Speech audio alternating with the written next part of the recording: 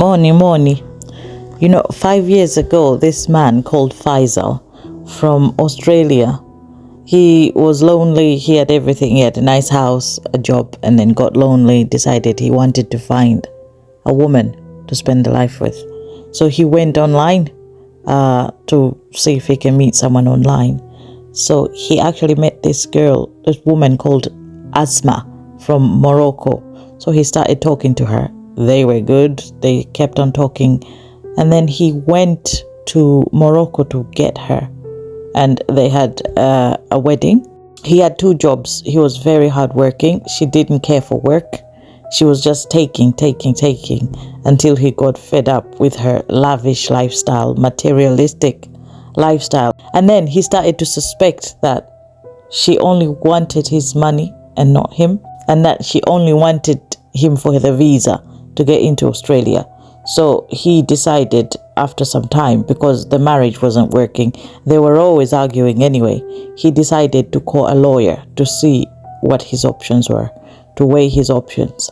So after calling a lawyer, he went to work, and when he came back one day, he found her in the bedroom, acting all funny, saying, "So you thought you could call lawyers on me?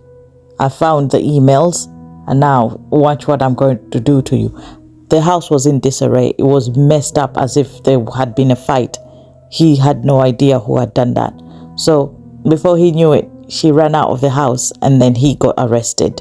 And he was being arrested for domestic abuse. He was being accused of hitting her, and he had never hit her. He said, "I haven't hit her."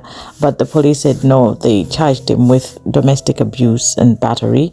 And he was waiting for his trial and all that, but he hired a lawyer. He had to pay 20,000 Australian dollars to get a lawyer. And then they asked for any footage from the apartment they were living in. And they found some footage, CCTV footage. And this is what they found, that Asma actually hit herself in the face and then went to the police to say that I've been hit. She ran into the streets screaming, "Help, help." Called the police, and people called the police.